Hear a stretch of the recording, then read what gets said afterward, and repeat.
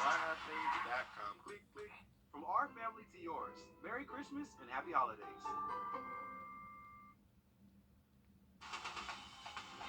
Live from Augusta, you're watching News 12 at 6 o'clock.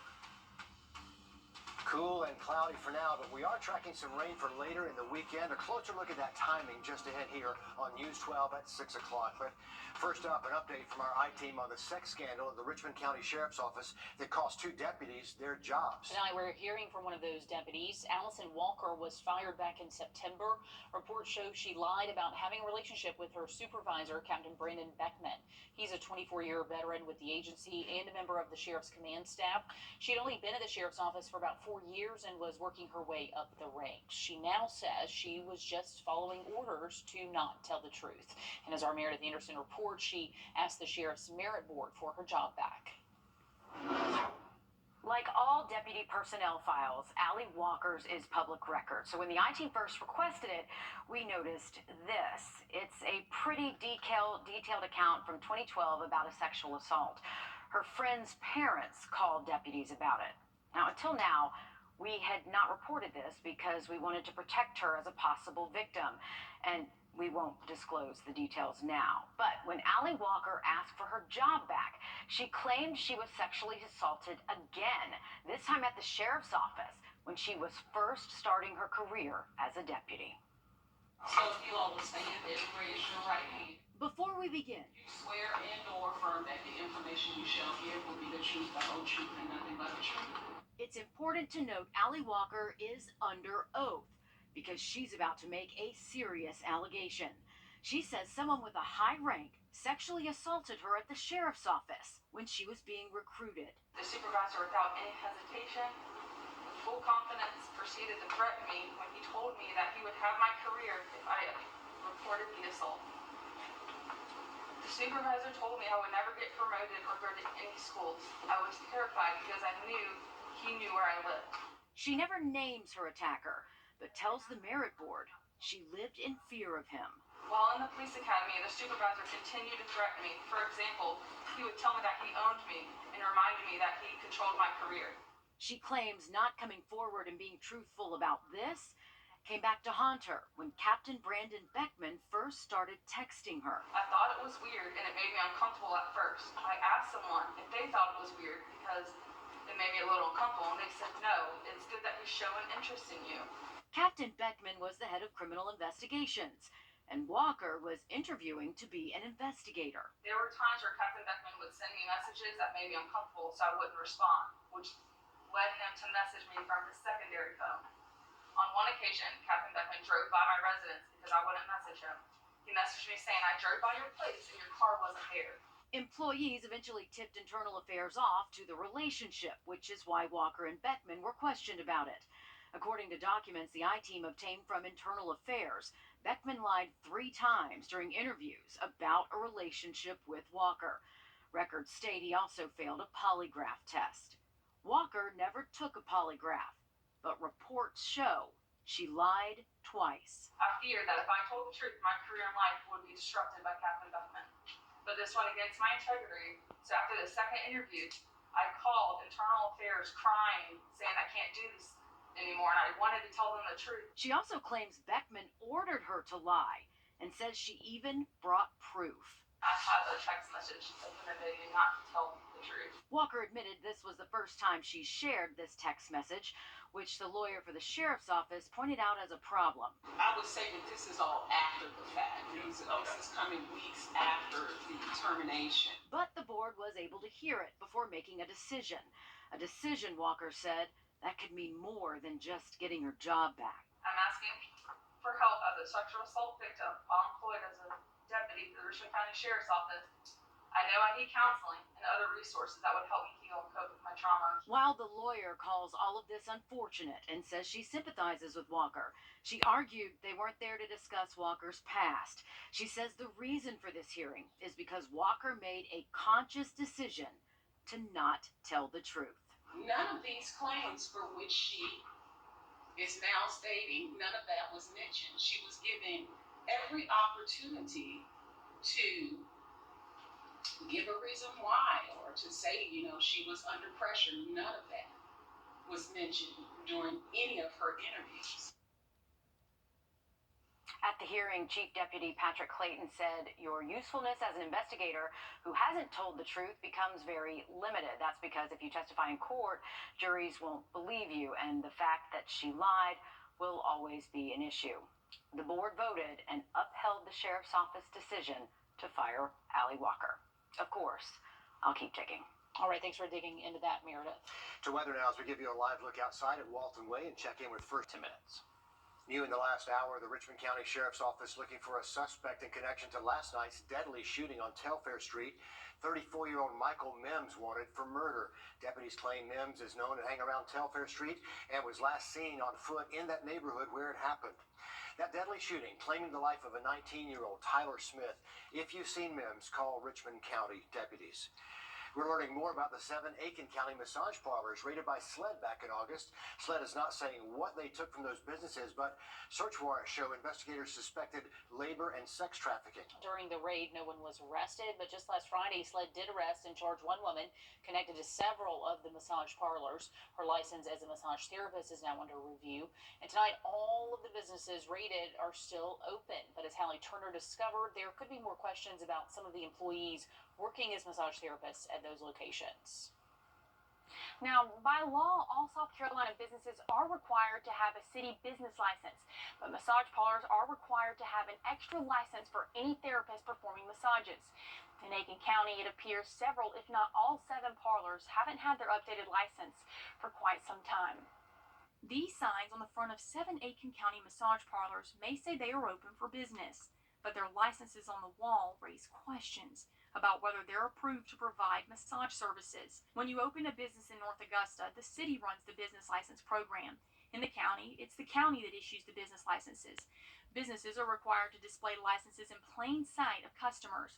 While we found all 7 parlors have their business licenses, performing massages requires an additional license from the state.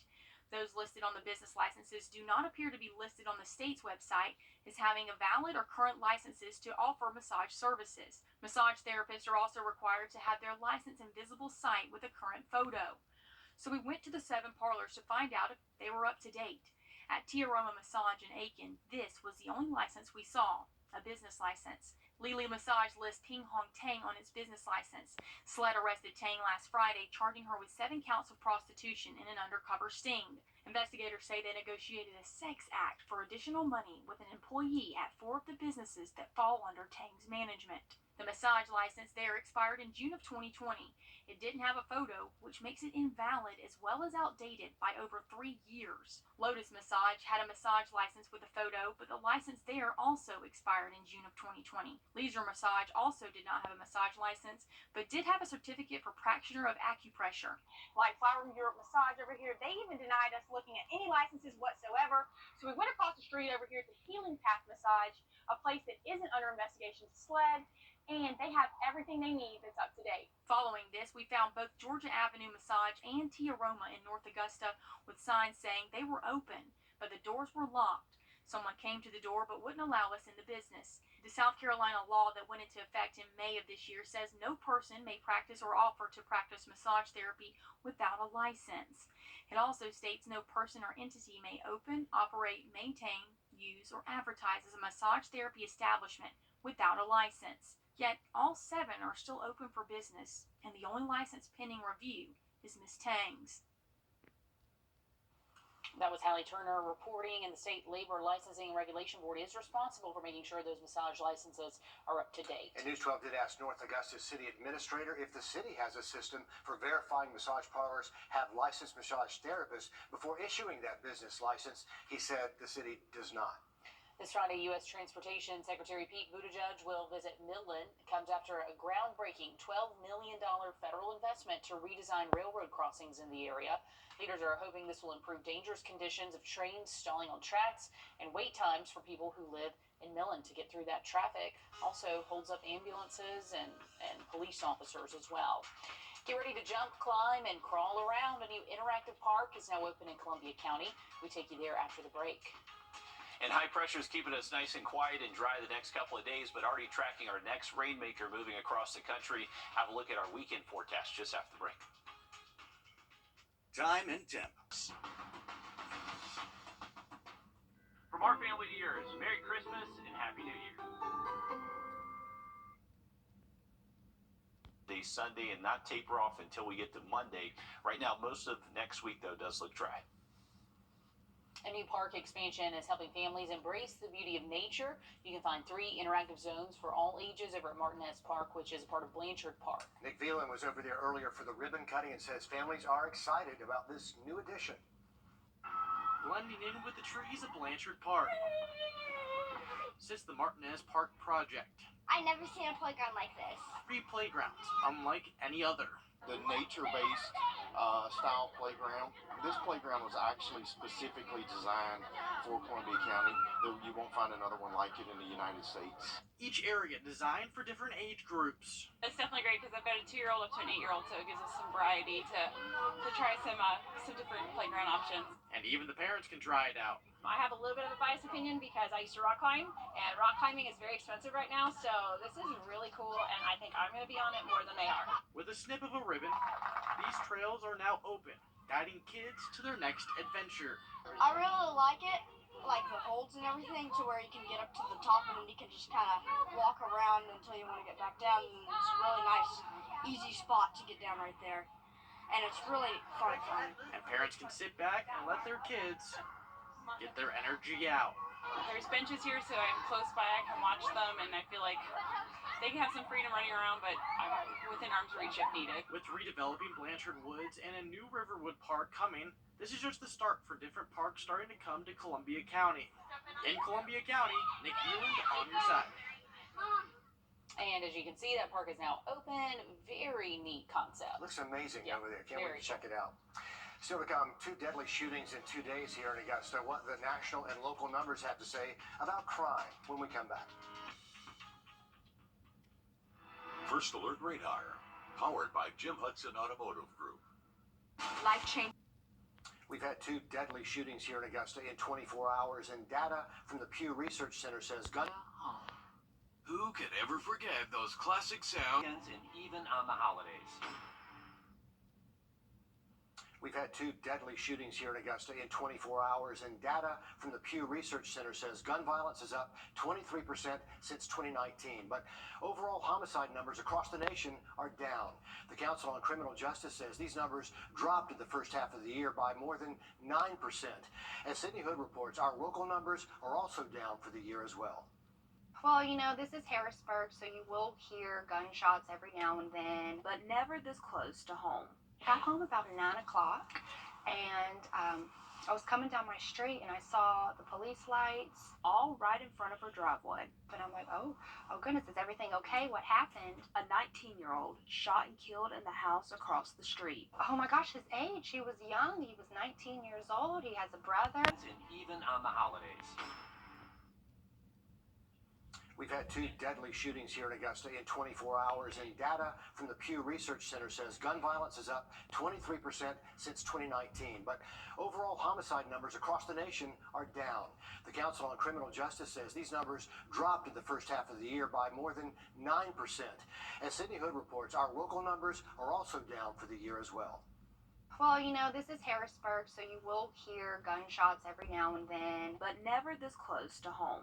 I got home about 9 o'clock, and I was coming down my street, and I saw the police lights all right in front of her driveway. And I'm like, oh goodness, is everything okay? What happened? A 19-year-old shot and killed in the house across the street. Oh my gosh, his age. He was young. He was 19 years old. He has a brother. He's got family there. You know, I see kids over there sometimes, little pets over there. It's right across the street, so it really hits home. Barely 24 hours earlier, another deadly shooting just 5 miles down the road. The 2 shootings join a list of more than 100 lives lost in the last year and a half due to violence across the CSRA. Numbers from the FBI show national violent crimes decreased by about 2% in 2022 compared to 2021. Murder numbers decreased by about 6%. But just because numbers are down as opposed to previous years, it doesn't take away the pain and heartbreak. It's so close to home, so all you could feel really is shock. In Augusta, Sydney Hood on your side.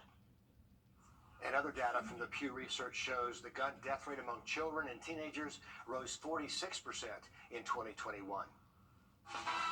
On your sideline, sports brought to you by the Hawk Law Group. College signings are special for a variety of reasons. First, most high school athletes don't have the opportunity to play at the next level. And second, choosing a college can be a life-changing decision for anyone.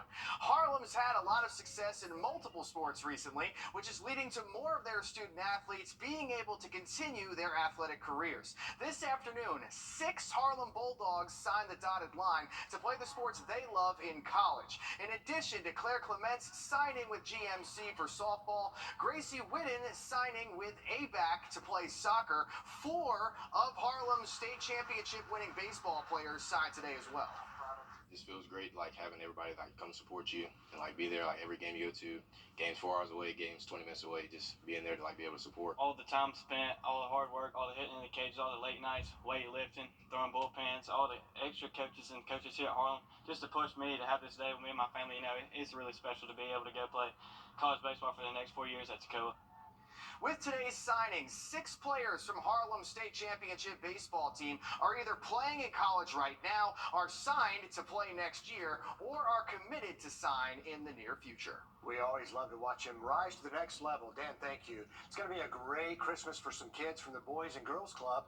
In a surprise today, the SRP Federal Credit Union gave away 25 bikes to that group of kids. For weeks, the team SRP, those members have been helping build and drop off those bikes. They hope this will be a good investment for these kids to get outside and have some fun. So it's great to have the kids get outside, to have something to do, to have them not be in the house on a game, on an electronic device. This is a way to get them out and, you know, to be friends with other kids in their community. The volunteers did not even know who they were building the bikes for, and as you can see, they were excited by that surprise. Who wouldn't be? That is a great turnout there. A new Black-owned business is celebrating their opening on Walton Way. Today, the Downtown Development Authority helped Coleman's Lunchbox cut the ribbon on their building. The restaurant is family-owned. They operate serving up American favorites like burgers, wings, and pasta. And in the Augusta Exchange, another restaurant opening the doors, Jim and Nick's Barbecue, cutting the ribbon today. Oh, or burning the ribbon. How about that? Yes, the new stores where the old macaroni grill used to be. I don't know what they're torching there. Maybe seems like not a creme brulee parade. Gotta have the fire pit going for the good barbecue, I guess. Looks good out there, and I bet they do have some good food they enjoyed today. And actually, meteorologist Emily Acton enjoyed some Jim and Nick's today, and she said it was phenomenal, so go check them out. And we got a good weekend forecast on Saturday, but rain does move in by Sunday, so try to get a just after the break. From our family to yours, Merry Christmas and Happy New Year. We are excited to announce that the Medicare Specialist is now the 64 Insurance Group. And while we've expanded our portfolio to include other health insurance products, we are still your go-to for all things Medicare. Don't wait until you're 65 to call. Are64.com. I'm Mike Hospital. Hey, Jill, what's the matter? Man, this name change is stressing me out. Everyone will know we still specialize in Medicare. Yeah, I know that. What about this? Are64.com. Well, unfortunately, if you do suffer from joint pain, you may have a little bit extra pain out there for the weekend. This is all going to be thanks to an area of low pressure that moves in for the weekend. So that is going to be dropping our barometric pressure pretty quickly. So I would imagine your joints may start to feel inflamed as we head to Saturday afternoon and continue through at least Sunday night. So just a heads up, this could also impact your sinuses as well. Once we get into tomorrow, we are expecting a little bit of a breeze out there. Northeast wind steady between 8 to 12, gusting around 20 miles an hour at times. We'll calm down Friday and Saturday, but take a look at what happens heading into Sunday. Once that area of low pressure shows up, we're expecting those winds to be gusting maybe up to 30 plus miles per hour. So along with the rain Sunday, also going to be pretty windy. Quick look at that 7 day, you can see temperatures staying cooler than average for the next 7 days. Thank you, Riley. Our next live update is 7 o'clock over on NBC 26. Then we're back with more news tonight at 11. We'll see you then.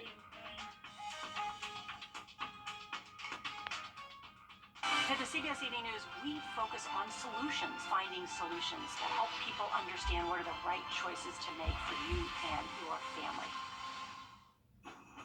Are already stretched by inflation and an uncertain economy.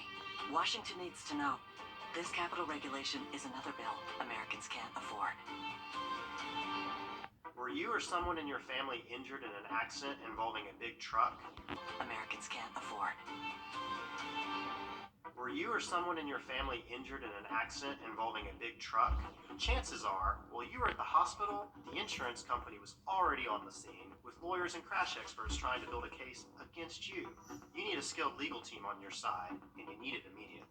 I'm Austin Jackson. My law firm has experience, resources, and experts of our own to get you the results you deserve. Injured? Call Austin Jackson, the Augusta guy. 706-724-7224.